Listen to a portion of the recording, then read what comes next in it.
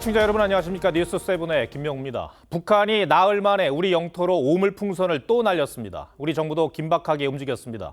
오늘 뉴스7에서는 이 북한의 도발 집중적으로 전해드리겠습니다. 분명히 말씀드리지만 정상이 아닙니다. 이번에는 앞서 날린 풍선의 3배 가까운 720개로 숫자가 늘었습니다. 접경 지역은 물론 서울 시내, 경기와 충청, 멀리 포항에서도 풍선이 발견됐습니다. 먼저 이 밤사이 날아든 북한 오물풍선 피해 상황을 신유만 기자가 전해드립니다. 어두컴컴한 아파트 단지 사이로 떠다니던 풍선이 요란한 소리를 내며 터집니다.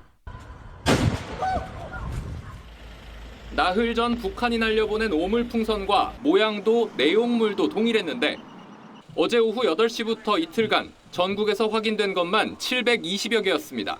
갑자기 펑 하는 소리를 들어서 깜짝 놀래가지고 봤더니 이 위에 이것들이 있었던 거죠. 담배꽁초 등 5kg가량의 오물이 담긴 채 공중을 떠다니다 뒤늦게 낙하한 풍선도 상당수였습니다. 북서풍을 타고 온 오물풍선은 이곳 주택가 옥상에도 떨어져 군이 수거 작업에 나섰습니다. 일부 주민들은 오물에 대한 불쾌감 못지않게 불안도 호소했습니다. 풍선이 솔직히 뭐가 들었는지 모르니까 무서운 건 사실이지. 군 당국은 오물풍선의 성분 분석 결과 위험 물질은 없었다고 했습니다. 북한에서 날려보낸 오물과 쓰레기로 확인했고 안전하게 해소하였습니다. 경기도 안산에선 떨어진 오물풍선에 주차된 차량의 앞유리가 부서졌고 인천과 안양 등지에선 오물이 봉지째 터져 거리를 뒤덮는 등 피해가 잇따랐습니다. TV조선 신유만입니다. 우리 군은 북한의 오물풍선 살포를 이미 포착하고 대비를 하고 있었습니다. 군의 화생방 신속 대응팀이나 폭발물 처리반이 현장에 출동해 떨어진 오물풍선에 대응했습니다. 풍선엔 위험 물질이 들어있지 않은 것으로 파악됐지만 혹시 모를 상황을 상정해 대처하고 있습니다. 계속해서 황민지 기자입니다. 열기구 모양의 풍선이 상공에서 빠르게 전진 후진을 반복합니다. 우리 군의 열상 감시 장비 TOD에 포착된 북한 오물 풍선입니다. 전국에서 신고 수백 건이 잇따르자 군은 화생방 신속 대응팀과 폭발물 처리반을 보내 현장을 수습하고 오물을 수거했습니다. 충북 충주에선 폭발물 타이머로 의심되는 기계가 나와 폭발물 처리반이 현장 조사를 벌이기도 했습니다. 폭발물과 생화학 물질, 방사능 물질을 모두 확인했는데 뜯어진 오물 비닐봉지는 육안으로 확인하고 폭발물이 있는지 금속 탐지기로 살폈습니다. 화학 공격이나 생물학 공격 관련되는 혹시 단서들이 안에 있는지 없는지 면밀히 조사를 하는 게 필요하겠죠. 합동참모본부는 오물 풍선 일부를 추적했지만 격추시킬 경우 오물이 넓게 확산될 것을 우려해 낙하 후 수거 방침을 세워 대응하고 있습니다. 격추하게 되면 그 안에 위험물이 들어있을 수 있는데 그것이 오히려 확산이 되게 되면 더 회수가 어려워지고. 군은 또 접경 지역에서 격추를 시도할 경우 도리어 도발로 간주돼 분쟁의 빌미를 줄 수 있다는 점도 고려한 것으로 전해졌습니다. TV조선 황민지입니다. 북한은 오물풍선에 그치지 않고 오늘도 서해에서 GPS 교란 공격을 닷새째 벌였습니다. 최근 북한 도발은 군사 정찰 위성 발사, 오물풍선, 초대형 방사포 발사, 그리고 GPS 교란까지 복합 도발 양상을 보이고 있습니다. 한미 국방장관은 북한의 오물풍선 살포가 정전협정 위반이라고 강력히 경고했습니다. 최민식 기자가 보도합니다. 서해 연평도 인근에서 조업 중인 한 통발어선의 위성 위치 확인 시스템 GPS 화면입니다. 현재 위치가 엉뚱한 곳으로 표시되는가 하면 GPS 신호를 수신할 수 없다는 경고 문자가 뜨기도 합니다. 통발 어선들은 GPS가 오류가 나가지고 엉뚱한 데로 찍힌단 말이에요. 북한 애들이 끌고 다니는 거예요, 그걸. 닷새째 이어진 북한의 GPS 전파 교란 공격 때문인데 오늘 오후까지 어민 신고가 1000여 건을 훌쩍 넘었습니다. 북한은 한일중 정상회의가 열린 지난달 27일 군사정찰 위성 발사를 시작으로 오물풍선 살포에 이어 29일부터는 서해 일대에서 닷새째 GPS 교란 공격을 이어가고 있습니다. 30일에는 초대형 방사포 18발을 동해로 발사했습니다. 싱가포르에서 열린 아시아 안보 회의에 참석 중인 한미 국방장관은 오물풍선 살포가 명백한 정전협정 위반이라고 강조했습니다. 북한이 어떠한 위협과 도발에도 한미가 압도적인 힘으로 공동 대응해 나가기로 했습니다. 친정가는 정전협정 준수를 책임지는 유엔군 사령부에 오물풍선 관련 공식 조사를 적극 지원하겠다고 밝혔습니다. TV조선 최민식입니다. 북한에 잇따른 도발에 대통령실은 NSC 국가안전보장회의를 열고 대응했습니다. 정부는 북한이 감내하기 힘든 조치를 취하겠다는 강경한 입장을 밝혔습니다. 대통령실에 나가 있는 취재기자 연결합니다. 자, 조성호 기자, NSC에서 대북 확성기 재개 논의가 이루어졌습니까? 네, 오후 2시 30분 시작된 NSC는 약 90분 동안 이곳 대통령실에서 장호진 국가안보실장 주재로 열렸습니다. 정부는 북한의 무차별적인 오물풍선 살포에 맞서 6년간 중단됐던 대북 확성기 재개를 시사했습니다. 오늘 회의에 따라서 우리는 북한이 감내하기 어려운 조치에 착수를 할 것이고, 장호진 실장은 오물풍선 살포에 대해 정상 국가로서는 상상할 수 없는 비이성적 도발 행위라고 못 박으며 감내하기 어려운 조치로 대응 강도를 높일 거라고 경고했습니다. 정부 관계자는 감내하기 어려운 조치에 대해 확성기도 포함된다며 6년 전 9.19 남북 군사합의로 철거된 대북 확성기 재개를 검토 중임을 시사했습니다. 북한이 가장 두려워하는 심리전을 재개해 체제에 타격을 가하겠다는 강경 대응을 예고한 겁니다. 이 북한의 GPS 교란 문제도 지적을 했죠. 네, 장호진 실장은 북한의 GPS 교란 역시 국제 안전 규범을 무시한 몰상식적인 체사라며 북한의 행태를 맹비난했습니다. 장 실장은 국제전기통신연맹 헌장에 교신을 위태롭게 하는 행위는 모두 금지하고 있다고 지적했는데요. 북한의 추가적인 도발을 막고 국민이 안심하고 생업에 종사할 수 있도록 안전에 만전을 다하고 있다고 설명했습니다. 정부는 심리전 대응 조치인 대북 확성기 재개 외에도 군사적, 외교적인 대응 방안도 논의 중인 걸로 전해졌습니다. 군사 대응으론 북한의 도발 수위에 따른 훈련 재개 등이 검토 중인 걸로 알려졌습니다. 지금까지 용산 대통령실에서 TV조선 조성호입니다. 정상 국가라면 창피해서라도 안 할 도발을 북한이 계속하고 있습니다. 물론 이 풍선에 인체에 해를 끼치는 물질이 들어있다면 완전히 다른 문제가 될 겁니다. 북한이 왜, 무엇을 얻기 위해 이렇게 많은 풍선을 살포하는 건지 이 정치부 홍현주 기자에게 물어보겠습니다. 홍 기자, 이제 가장 알고 싶은 건 대체 북한이 왜 이런 도발을 하느냐는 겁니다. 네. 남남 갈등을 유발하기 위한 꼼수라는 게 전문가들의 분석입니다. 또 지난 1차 살포의 결과가 상당히 효과적이어서 또다시 감행했을 가능성이 높다는 것도 공통된 의견입니다. 그러니까 큰 비용이나 시간을 들이지 않고도 정치권과 시민들의 많은 우려를 끌어내는 등 한마디로 가성비가 좋은 도발이라는 겁니다. 또 한 탈북단체가 바람의 방향이 바뀌면 대북전단 20만 장을 날리겠다고 예고한 것에 맞대응 성격도 담겼다는 분석도 있습니다. 네. 근데 북한이 주말을 의도적으로 노렸다고 봐야 합니까?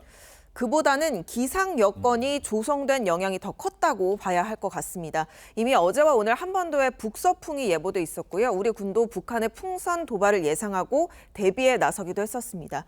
결과적으로는 이 풍선들이 토요일 밤부터 일요일 오후까지 떨어지면서 수도권의 혼란을 극대화하게 됐습니다. 네. 저희가 이제 리포트에서도 전해드렸는데 최근에 북한의 도발을 보면 이제 복합 도발 양상이에요. 그런데 이제 가장 걱정이 되는 거는 무력 도발을 할 가능성이 있느냐, 이런 점이 또 궁금합니다. 맞습니다. 북한의 탄도미사일이나 순항미사일 발사가 미국을 겨냥한 대미용이라면요. 이번처럼 규모가 작은 공격으로 상대에 타격을 입히는 이른바 회색지대 도발은 대남용이라고 봐야 할 겁니다. 최근의 도발이 우리 군 대응 방식을 사전 점검하려는 목적이라는 시각도 있는데요.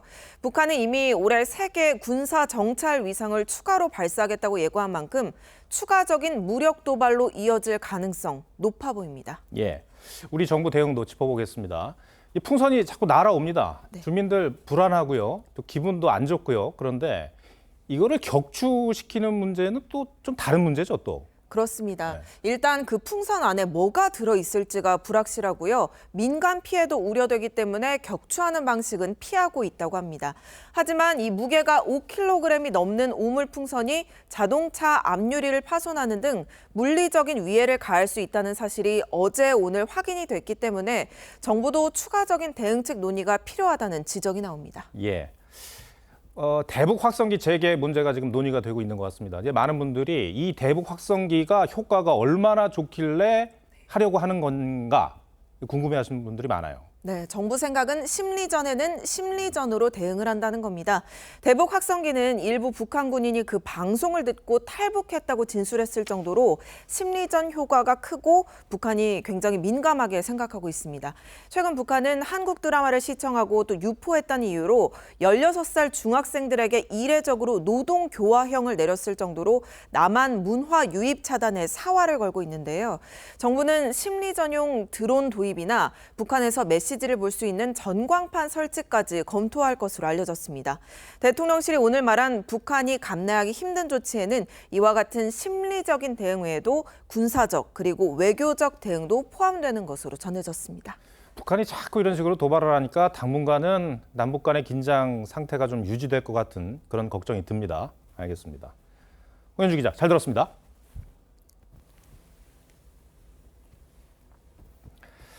대표적인 비대칭 전력인 대북 확성기는 북한 주민에게 김정은 정권의 치부를 알릴 수 있는 가장 효율이 높은 심리전 수단으로 꼽힙니다. 군은 당장이라도 대북 확성기 투입이 가능한 것으로 알려졌는데 어떤 과정이 필요한지 이태영 기자가 설명해 드리겠습니다. 대북 확성기 방송은 북한 주민들에게 김정은 정권의 실상을 알리는 가장 치명적인 심리전 수단으로 평가됩니다. 대한민국에서는 개인의 정보를 철저하게 보호하고 김정은 위원장을 비롯한 김 씨 일가가 가장 불편해하는 비대칭 전략으로 이런 이유로 화해 무드가 조성됐던 2018년 판문점 선언 때 북의 요청에 따라 철거됐습니다. 우리가 우리 정부의 대북 확성기 방송 재개를 결정한다면 북한은 지난 2015년처럼 대북 확성기를 향해 발포하는 등 추가로 도발할 가능성도 있습니다. 확성기를 향해서 예를 들어서 포를 쏜다든지 그런 조치를 취하면 그보다 훨씬 압도적인 응징을 각오를 해야 되기 때문에 1963년 설치된 대북 확성기는 2004년 남북 군사 합의를 거쳐 중단됐다. 천안함과 4차 핵실험, 지뢰 도발로 일시 재개됐습니다. 2018년 4.27 판문점 선언으로 확성기 40여 대가 전부 철거됐습니다. 현행 남북관계발전법은 중대 변화가 있을 경우 남북 합의 효력을 정지시킬 수 있다고 규정하고 있는데 정부가 이번 도발을 중대 변화로 해석한다면 국무회의 의결을 거쳐 효력을 정지시킨 뒤 복원할 수 있습니다. 북한의 선의와 군사 합의에만 의존한 대북 정책이 얼마나 위험한 것인지. 군이 보유하고 있는 차량형 이동식 확성기는 바로 투입이 가능하고 고정식 확성기도 며칠 내로 설치가 가능할 전망입니다. TV조선 이태형입니다. 문재인 전 대통령의 부인 김정숙 여사의 인도 방문 논란이 이어지고 있습니다. 저희 단독 취재에 따르면 순방을 다녀온 뒤 정부의 전용기 계약서가 수정된 것으로 파악됐습니다. 계약서를 사후에 수정하는 건 이례적인 일이라고 합니다. 무엇이 바뀐 것인지 수정 전후의 계약서를 모두 입수해서 비교를 해보니 추가 운항 비용으로 2천만 원 가까이 늘었습니다. 한송원 기자가 단독 보도합니다. 김정숙 여사의 인도 순방 이틀 전인 2018년 11월 2일 문화체육관광부와 대한항공이 작성한 대통령 전용기 공군 2호기 비용 계약서입니다. 하노이를 경유하는 인도 방문 일정으로 총 금액은 2억 1천여만 원이 적혀 있습니다. 그런데 문체부는 김정숙 여사의 3박 4일 인도 순방 13일 뒤 대한항공과 계약을 다시 체결합니다. 공식 방문지에서 400km 떨어진 타지마할이 있는 아그라로 가는 운항 일정이 추가되면서 1천만 원 상당의 유류비를 포함해 해외 운항 지상 지원 서비스 등으로 2천만 원 가까이 늘었습니다. 정치권에선 사후 계약서 수정 자체가 이례적이라고 보고 있습니다. 조정하는 상황이 발생은 가끔씩 해요. 근데 이번처럼 이렇게 일정 자체가 추가가 되는 경우는 흔한 상황은 아니죠. 김 여사의 타지마할 방문 일정은 출국 이틀 전 문체부 장관 보고 일정과 순방 뒤 제출한 공무 출장 보고서에도 언급되지 않았습니다. 기내식으로만 6천만 원 더 쓴 것도 모자라서 타지마할 일정을 전용기 비용을 2천만 원이나 더 쓰는 총극이 벌어졌습니다. 국민의 혈세를 펑펑 쓴 타지마할 관광 철저한 조사의 대상입니다. 국민의힘 장동혁 원내수석 대변인은 사실관계가 새롭게 드러나면서 제대로 된 외교였는지 다시 살펴볼 필요가 있다며 특검 추진 가능성을 열어뒀습니다. TV조선 한송원입니다. 22대 국회가 시작되고 첫 당정협의회가 열렸습니다. 본래 삼청동 총리공관에서 진행해왔지만 오늘은 여의도 국회에서 열렸습니다. 당을 중심으로 민생정책 주도권을 갖고 가겠다는 취지로 읽힙니다. 오늘 회의에서는 물가 안정을 재차 강조했습니다. 김하린 기자입니다. 국회에 모인 여당 지도부와 대통령실 참모진, 국무위원들은 모두 물가 안정을 최우선 과제로 꼽았습니다. 당정은 먹거리 물가 안정을 위해 과일 등 관세 인하를 하반기까지 연장하는 안을 검토하고 배추와 물을 각각 10,000톤, 5,000톤 이상 비축하기로 했습니다. 장바구니 물가 부담 해소를 위하여 농축산물 수급 관리를 강화하고 민생 밀접 분야에 대한 시장 감시 등을 더욱 철저히 해야 하겠습니다. 첫째도 민생, 둘째도 민생을 최우선에 두고 국민 눈높이에서 물가 동향을 점검하고 대응 방향 마련에 머리를 맞대어야 할 것입니다. 지난주 여권이 나란히 감세 정책 추진 의사를 밝힌 데 이어 민생 정책 우선 추진 의지를 강조한 겁니다. 또 전세 사기 피해자의 주거 불안 해소를 위해 전세 사기 특별법도 우선적으로 입법하기로 했습니다. 전세 사기 피해자들의 주거 안정이 실질적으로 보장될 수 있는 방안을 꼼꼼하게 마련하고 관련 입법 등 후속 절차도 차질 없이 추진해 나가겠습니다. 이를 위해 공동 민생경제 안정특위를 구성하고 앞으로 민생정책에 적극 협업하기로 했는데 이르면 내일 구체적인 규모나 출범 시기가 결정될 것으로 보입니다. 당정은 또 최근 잇따른 군 사망사고 재발 방지를 위해 모든 신병교육대의 훈련 실태와 병영 생활 여건을 긴급 점검해 불합리한 관행을 개선하기로 했습니다. TV조선 김하림입니다. 민생 정책으로 여야 모두 종합부동산세 폐지 논의를 언급한 가운데 정부는 우선 종부세 중과세율을 낮추는 방안부터 검토하고 있습니다.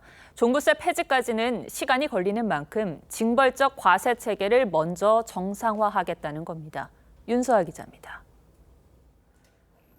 종합부동산세 개편에 나선 정부가 다주택 중과세율 폐지를 검토하고 있는 것으로 알려졌습니다. 재산세와 통합하는 문제가 전제돼야 하는 종부세 폐지는 중장기적으로 추진하고 징벌적 과세란 비판을 받는 중과세율을 먼저 손본다는 겁니다.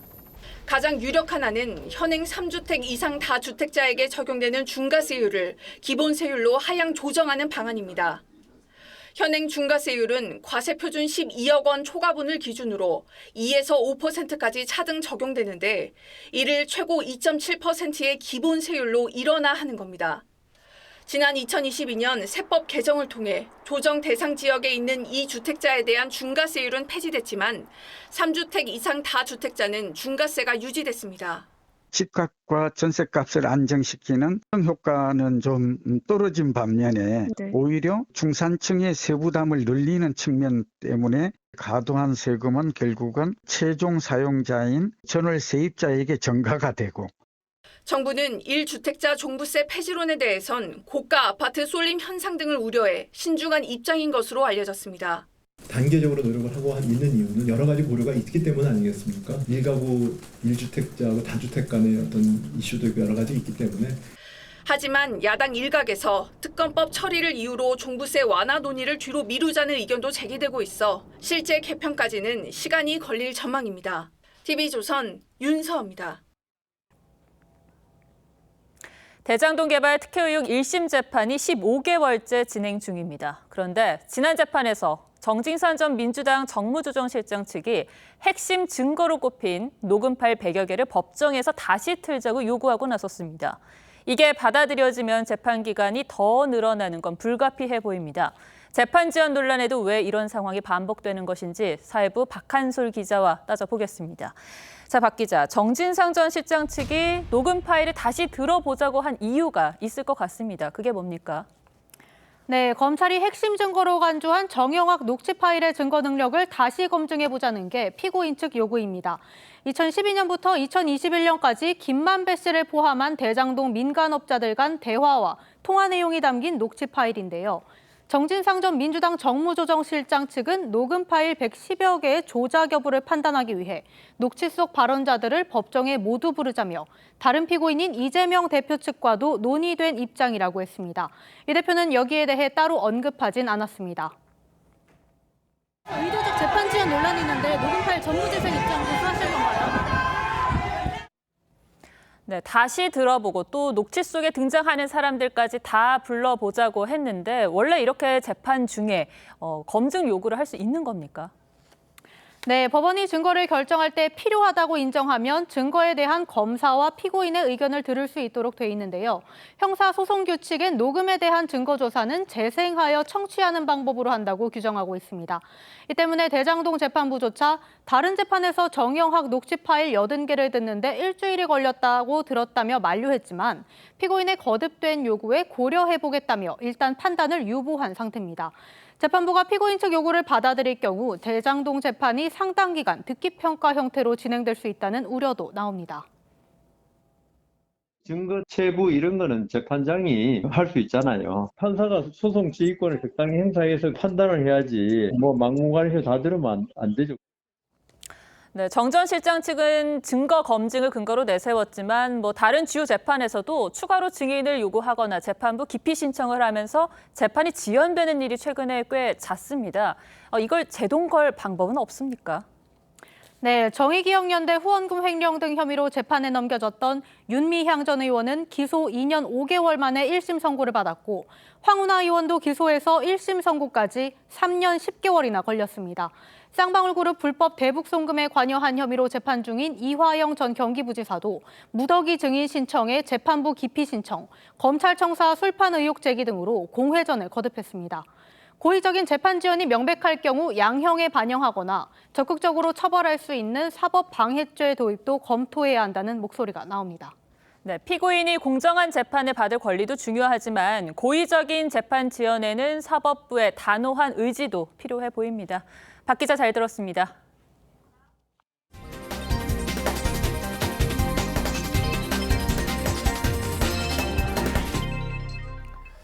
네, 오늘 서울 낮 최고 기온이 26도를 기록하며 초여름 날씨를 보였습니다. 서울 한강공원엔 더위를 식히러 나온 시민들로 붐볐습니다.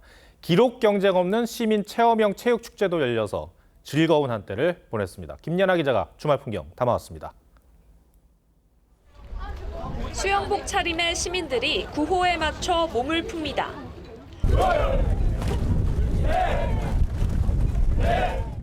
출발을 기다리는 선수들의 긴장감은 여느 경기와 다를 바 없었지만 처음이에요. 네. 많이 긴장됩니다, 지금. 네. 물에 들어간 순간 남을 의식하지 않고 저마다의 속도로 300m 구간을 천천히 헤엄칩니다. 중간에 떠있는 부표나 구명부터 잡고 조금씩 쉬면서 갔던 것 같아요. 수영은 물론 강변 달리기와 자전거 타기까지 종목도 체력에 맞게 맘대로 고를 수 있는 시민 체험형 3종 축제로 이틀간 8,400여 명이 참여했습니다. 완주해서 이제 메달 자랑하기. 메달 어디 자랑하실 거예요? 저희 안 온 친구들도 있어요. 안 온 친구들한테 사진 보여줘서. 네. 자전거를 탄 10살 소녀도 성인 선수들과 어깨를 나란히 했습니다. 이거 다 하고 제 선생님이 저 선물 주세요. 달리기와 수영, 자전거 중 기록에 상관없이 완주만 하면 메달을 받을 수 있습니다. 한낮 최고 기온 26도를 기록한 초여름 날씨 속에 진행된 경기였지만 지켜보는 이는 물론 뛰는 선수 얼굴에도 웃음꽃이 가득했습니다. TV조선 김연아입니다. 자신의 체력에 맞게 즐기면서 운동하는 모습이 보기 좋습니다. 그런데 이 전북 군산에서는 극한의 체력이 요구되는 철인 3종 경기에서 60대 참가자가 숨지는 사고가 발생했습니다. 30번 넘게 완주한 베테랑이었다고 합니다. 김태준 기자가 취재했습니다. 전북 군산 비흥도 앞바다 오늘 아침 7시 40분쯤 이곳에서 한 남성이 바닷물에 뜬 채 발견됐습니다. 새만금 국제 철인 3종 경기에 참가한 60대 남성이었습니다. 안전요원들은 심정지 상태의 남성을 보트 위로 끌어올린 뒤 심폐소생술을 했습니다. 심폐소생하면서 이렇게 심폐소생을 하면서 데리고 나온 걸 내가 봤어. 봤는데 익수자는 안전요원에 의해 심정지 상태로 구조돼 병원으로 이송됐지만 숨졌습니다. 남성은 3.8km 구간 수영에 나선 지 약 30분 만에 변을 당했습니다. 안전요원 기준도 10명당 1명씩 이렇게 맞췄으면 사고가 발생하여 좀 당황스럽고 좀 그렇습니다. 경찰은 대회 관계자 등을 상대로 사고 경위를 조사하고 있습니다. 숨진 남성은 철인 3종 경기 완주를 30번 이상 했던 것으로 알려졌습니다. 몸에 이상 징후가 있으면 운동을 멈추고 치료를 꼭 받으셔야 되고요. 전문가들은 극한의 체력이 요구되는 운동일수록 준비 운동도 철저히 해야 한다고 강조합니다. TV조선 김태준입니다. 네, 서울의 한 빌라에서 이웃에게 흉기를 휘둘러 숨지게 한 40대 남성이 경찰에 붙잡혔습니다. 이 남성은 피해자인 이웃과 층간소음 문제로 다퉜던 것으로 보입니다. 권영석 기자가 보도합니다. 주택가 골목 사이로 경찰 승합차가 들어가더니 10여 분 뒤 또 다른 차량이 뒤따라갑니다. 오늘 아침 9시 30분쯤 서울 강서구 한 빌라에서 40대 남성이 아래층에 살고 있던 50대 여성에게 흉기를 휘둘렀습니다. 이 남성은 옥상에 있던 피해자를 따라가 범행을 저지른 것으로 전해졌습니다. 신고를 받고 출동한 경찰은 집으로 돌아와 있던 남성을 현행범 체포했습니다. 피해자는 병원으로 옮겨졌지만 끝내 숨졌습니다. 피해자와 함께 있던 딸도 다쳐 치료를 받았습니다. 두 사람은 같은 빌라 위아래층에 거주하며 최근 층간소음 문제로 다퉜던 것으로 알려졌습니다. 이사 온 지 얼마 안 되셨다고 가해자였던 분이 와가지고 물어본 적 있었다고 하는데 범행 당시 남성은 음주 상태는 아니었던 것으로 알려졌습니다. 경찰은 정확한 범행 동기를 조사한 뒤 구속영장을 신청할 계획입니다. TV조선 권영석입니다. 이웃간이 아니라 마을 주민들이 소음에 시달리는 곳도 있습니다. 외국인들이 밀집한 인천 한방마을은 인구의 70% 가까이가 중앙아시아 출신의 외국인입니다. 문제는 야간이나 새벽에 빈번하게 패싸움을 해 다른 주민들은 외출하기조차 두렵다고 합니다. 강석 기자가 취재했습니다. 어두운 골목길에 두 남성이 레슬링을 하듯 몸싸움을 합니다. 누군가 말려보지만 흥분을 감추지 못합니다.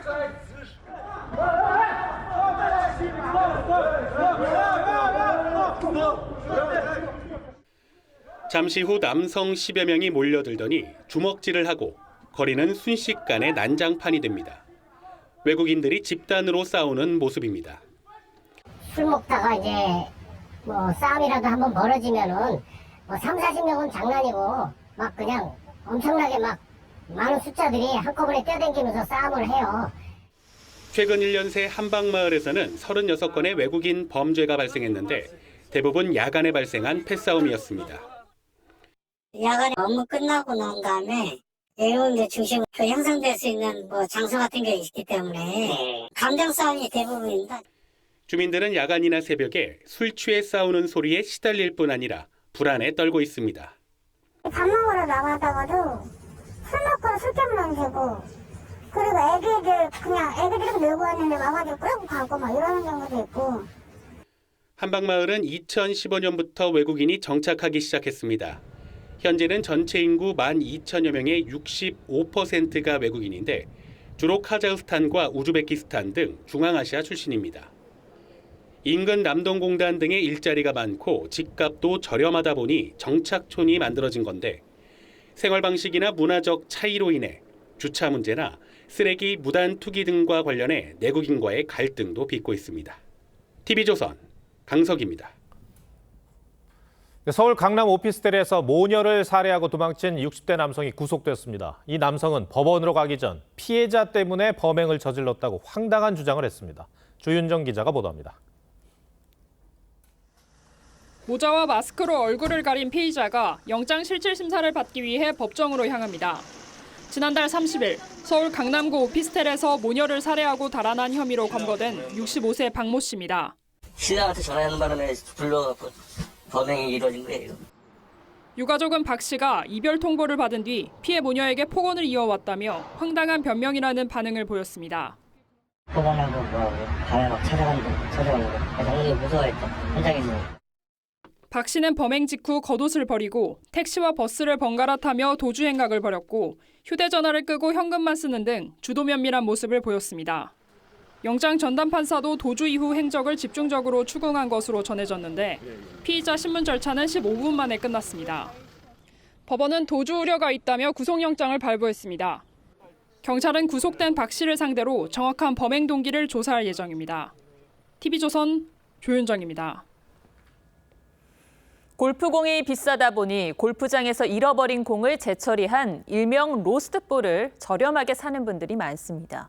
그런데 온라인 쇼핑몰을 보면 특 A급 같은 문구를 담거나 정품의 상표를 그대로 달아 팔기도 하는데요. 성능에는 차이가 없을까요? 소비자 탐사대 윤재민 기자가 재처리 골프공의 문제점을 짚어봤습니다. 골프장에서 손님이 분실한 공을 세척해 판매하는 업체입니다. 물과 세제로도 지워지지 않는 흠집을 지우기 위해 아세톤 처리 과정을 거치는데 일부 골프공 겉면이 허물처럼 벗겨집니다. 중고 골프공을 다시 색칠해 파는 이른바 재처리공입니다. 10%에서 한 20% 정도는 리피니쉬볼이 섞여 있는 것 같아요. 지름 4.2cm, 무게 45.9g인 골프공은 고무공의 합성 수지층을 감싼 구조입니다. 외부 표면을 코팅 처리한 정품과 달리 상당수 재처리공은 유성 페인트만 발라져 있어 아세톤에도 쉽게 녹는 겁니다. 온라인 쇼핑몰엔 특 A급 재처리 골프공을 판다며 정품 가격의 3분의 1인 개당 2,100원에 판매하는 곳도 있습니다. 직접 구매해 살펴보니 박스 뒷면 작은 글씨로 중고품이라 표기돼 있을 뿐 공 어디에도 재처리 표시는 없었습니다. 국내 시험인증기관에 재처리된 골프공의 성능 시험을 의뢰했습니다. 로봇이 같은 힘과 방향으로 정품과 재처리 골프공을 각각 12차례 쳤더니 정품공은 평균 275m, 재처리공은 270m 날아갔습니다. 비거리도 거의 한 5m 정도에 이제 떨어지는 걸 볼 수가 있고 좌우 편차도 셋볼에 비해서는 조금 이제 더 낮어요. 그래서 재처리공이 정품보다 왼쪽으로 휘는 경향이 두드러졌고 아이언으로 쳤을 때도 공의 회전이 정품과 달랐습니다. 편차가 32고 이거는 280. 2016년 법원은 재처리 골프공에 유명 상표를 붙인 업체에 대해 성능과 품질이 정품과 같다고 보기 어렵다며 상표권 침해라고 판단했습니다. 미국처럼 재처리 골프공에 리피니시드란 문구 표기를 의무화해 소비자를 보호해야 한다는 지적이 나옵니다. 소비자 탐사대 윤재민입니다. 네, 국내 배달의 1위 업체인 배달의 민족이 소비자가 직접 찾아가 음식을 가져오는 포장 주문을 할 때도 중개 수수료를 받겠다고 했습니다. 음식점 입장에서는 수수료 부담이 늘면 가격 인상을 고민할 수밖에 없고 결국 외식 물가를 자극할 수 있습니다. 고객들은 물론 업주들도 해도 너무한다며 불만을 터뜨립니다. 조덕현 기자가 보도합니다. 배달의 민족 배민이 지난달 31일 가맹업주용 앱에 올린 글입니다. 다음 달 1일부터 신규 가입업소에는 포장 주문에도 중개 수수료를 부과한다는 내용입니다. 자영업자들은 진짜 너무한다, 배민이 선을 넘었다 등 격앙된 반응입니다. 우리 2층밖에 안 가나요? 지금 제일 힘들지. 코로나 때부터 힘들고. 안 했거든 때문에 더 이게 자체가 없어지든가 우리가 그만두든가. 포장 수수료율은 배달 판매와 같은 6.8%. 고객님 치킨 나왔습니다. 감사합니다. 2만 원짜리 치킨 한 마리를 포장 주문해 봤는데요. 6.8%의 포장 수수료가 부과되면 업주들은 결제 정산 수수료와 부가세까지 약 2,100원을 배달의 민족에 내야 합니다. 저희 365일이면 361일 일해야 하는 사람이에요. 최저임금도 안 나오니까 제발 좀 5%로 수수료를 낮춰줬으면 좋을 것 같아요. 업계 2위 요기요도 12.5%의 포장 수수료를 받고 있고 3위인 쿠팡이츠도 내년 3월부터 받을 예정입니다. 직접 가는데도 돈을 더 내고 이렇게 치킨을 사 먹어야 되면 소비자도 좀 줄고 좀 합리화되지 않은 가격이 되지 않을까. 내년 3월부터는 기존 가입업체 모두에게 수수료 부과를 확대할 예정인 배미는 포장 판매 마케팅 지원 등 소상공인을 위한 지원도 활성화하겠다고 밝혔습니다. TV조선 조혁현입니다. 최태원 SK그룹 회장과 노소영 관장의 이혼 소송 항소심 결과가 대통령 비자금과 기업의 지배 구조 문제까지 여러 파장을 낳고 있습니다. 재계 2위 그룹의 운명을 흔들고 있는 두 사람의 결혼과 이혼, 박상현 기자가 포커스를 맞췄습니다. 세간의 이목이 집중된 최태원, 노소영 두 사람의 이혼 소송 항소심. 재판부는 최 회장이 노 관장에게 위자료 20억 원, 재산 분할 1조 3,808억 원을 지급하라고 판결했습니다. 혼인의 순결과 일부 일처제주의에 대한 헌법적 가치를 깊게 고민해 주신 아주 훌륭한 판결이라고 그렇게 생각합니다. 두 사람의 인연은 서울올림픽 직전인 1988년으로 거슬러 올라갑니다. 현직 대통령의 딸과 SK그룹의 전신인 성경그룹 후계자였던 두 사람은 청와대에서 성대한 결혼식을 올립니다. 이후 성경그룹은 1992년 태평양증권을 인수해 몸집을 불리더니 1994년 한국이동통신을 인수해 황금알을 낳는 거위라고 평가받던 이동통신 시장에 진출합니다. 권력의 비호가 있다는 의혹이 일었지만 2012년 반도체 기업 하이닉스까지 인수하며 재계 서열 2위까지 올라섭니다. 잘 나가던 SK와 달리 2015년 두 사람에게 위기가 찾아옵니다. 최 회장이 혼에 자녀가 있다며 노 관장에게 이혼 의사를 밝힌 겁니다. 드라마 같은 재벌가 내부 이야기에 큰 관심이 쏟아진 가운데 이혼 소송이 벌어졌습니다. 그 사이 노태우 전 대통령이 별세했는데 잠깐 얼굴만 비추고 돌아서는 최 회장의 모습에 노 관장이 크게 실망한 것으로 알려졌습니다. 마음이 상당히 아픕니다. 오랫동안 고생하셨는데 이제는 아무쪼록 부디 영면을 잘 하실 수 있었으면 하는 바람입니다. 4년 만에 내려진 1심 판결. 재산 분할 665억, 위자료 1억 원의 법원 결정에 최 회장 측은 사실상 승소했다고 판단했습니다. 하지만 노 관장은 가정의 소중한 가치를 강조하며 반격에 나섰습니다. 가정의 소중한 가치가 법에 의해서 지켜지는 그런 계기가 되기를 바람하지 않습니다. 그리고 1년 반 만에 나온 항소심 결과 정경유착을 사실상 인정한 재판부의 판단과 천문학적인 재산 분할액에 모두가 깜짝 놀랐습니다. 최 회장의 개인사가 불러온 파장은 이제 SK 경영권까지 흔들고 있습니다. 2심 판결 직후 노 관장이 SK 경영권이 흔들리길 원하지 않는다는 소식이 들렸지만 대리인 측에선 사실 무근이라고 부인하며 혼란스러운 상황. 사실상 노 관장이 지배구조를 흔들 수 있는 키를 쥐고 있다는 반증입니다. 뉴스7 포커스였습니다. 중국의 달 탐사선 창어 6호가 지구에서 보이지 않는 달의 뒷면에 오늘 착륙했습니다. 이틀 동안 달의 암석과 토양을 채취해 돌아올 예정입니다. 이번 임무를 성공하면 중국은 인류 최초로 달 뒷면에서 토양 채취를 한 나라가 됩니다. 서영일 기자가 보도합니다. 달 표면에 탐사선이 가까이 다가갑니다. 잠시 뒤 착륙 사실이 확인되자 직원들이 손뼉을 치며 환호합니다. 중국의 달 탐사선 창어 6호가 달의 뒷면 남극 에이킨 분지에 착륙했습니다. 지구에서 보이지 않는 달 뒷면 탐사를 위해 우주로 보낸 지 한 달 만입니다. 嫦娥5号相比较来说，最大特点是嫦娥5号是在月球正面进行这个采样返回，而我们嫦娥6号是在月球背面进行这个采样返回，要突破。 이틀 동안 2kg의 암석과 토양을 채취해 오는 25일 지구로 돌아오는 게 목표입니다. 전 세계적으로 달의 토양과 암석을 채취하는 임무는 10차례 이루어졌습니다. 모두 달 앞면에서 진행됐는데 창어 6호가 달 뒷면 샘플을 가져오면 세계 최초입니다. 중국은 2004년 이후 달 탐사에서 가장 앞서 나가는 국가로 손꼽힙니다. 2007년 무인 탐사선 창어 1호를 쏘아 올렸고 2019년엔 세계 최초로 달 뒷면에 탐사선을 내렸습니다.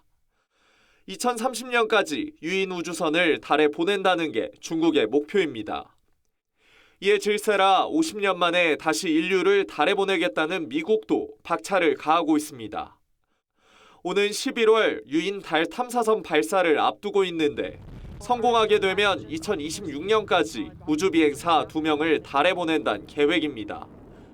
TV조선 서영일입니다. 트럼프 전 미국 대통령이 배심원단의 만장일치 유죄 판결을 받은 뒤 그 여파가 만만치 않습니다. 이 대선을 앞둔 상황에서 즉각적으로 지지율이 반응했고 트럼프가 세운 소셜미디어 트루 소셜 주가도 4천억 원 이상이 증발했습니다. 이정민 기자가 보도합니다. 트럼프 전 미국 대통령이 배심원단의 만장일치 유죄 판결을 받은 뒤 지지율은 즉각 반응했습니다. 유죄 판결 직후 이틀간 실시된 여론조사 결과 조 바이든 대통령 지지율은 41%, 트럼프는 39%를 기록했는데 오차 범위 내지만 직전 조사보다 바이든은 1%포인트 늘고 트럼프는 1%포인트 감소했습니다. Believe in juries who hand down verdicts because they're our fellow Americans. Until the party wholesale espouses American values as I see them, I will never vote Republican again. 공화당원 가운데 트럼프를 찍을 가능성이 낮아졌다는 응답자도 10%에 달합니다. 금전적 여파도 뒤따르고 있습니다. 트럼프가 설립한 SNS 트루소셜 모기업 트럼프 미디어 앤 테크놀로지 그룹 주가는 5.3% 급락했습니다. 트럼프 보유 지분이 4,300억 원 이상 날아간 겁니다. This was a rigged trial by a conflicted judge who was corrupt. 박빙의 승부가 예상되는 다가올 대선에서 이번 판결은 악재로 작용할 가능성이 높아 보입니다. A few votes either way could make the difference if we do have a close race in 2024. Even if it's just a few people who are impacted by this verdict against Donald Trump, it could make a difference in. 트럼프에 대한 법원의 최종 선고는 다음 달 11일입니다. TV조선 이정민입니다. 김도훈 임시감독이 이끄는 축구대표팀이 싱가포르 원정을 떠났습니다. 김 감독은 새롭게 뽑힌 선수들이 기대해도 좋다며 승리를 다짐했습니다. 이다솜 기자입니다. 축구대표팀이 등장하자 인천공항에 모인 축구팬들이 환호성을 지릅니다. 주장 손흥민은 밝은 미소로 팬들과 인사를 나눕니다. 싱가포르에서 합류할 이강인 등 5명을 제외한 16명의 선수단 본진이 오늘 오후 출국했습니다. 비기기만 해도 월드컵 아시아 지역 3차 예선에 진출할 수 있지만 3차 예선에서 이란, 일본 등 난적을 피하기 위해선 톱시드를 사수해야 합니다. 세계조로 나뉘는 3차 예선의 톱시드는 피파 랭킹을 기준으로 하는데 한국은 현재 아시아 3위로 4위 호주를 간발의 차로 앞서고 있습니다. 김도훈 감독은 과거 싱가포르 프로팀을 지도했던 경험을 앞세워 승점 3점을 다짐했습니다. 요즘 동남아 축구가 많은 발전을 했기 때문에 쉽게 볼 상대는 아니라고 저는 보고 있고 선수들이 장점을 또 알고 있기 때문에 처음 대표팀에 이름을 올린 선수가 7명이나 됩니다. 화끈한 주전 경쟁이 예고된 상황에서 김도훈 감독은 잉글랜드 스토크시티에서 올해의 선수에 뽑힌 배준호의 이름을 유일하게 언급하며 기대감을 드러냈습니다. 배준호 선수 같은 경우는 지금 활약도를 봤을 때 제가 하고자 하는 축구에 좀 더 공격적인 드리블을 통해서 굉장히 좋은 모습을 보여줍니다. 김도훈호는 6일 싱가포르 원정을 치른 뒤 11일 서울 월드컵 경기장에서 중국을 상대합니다. TV조선 이다솜입니다.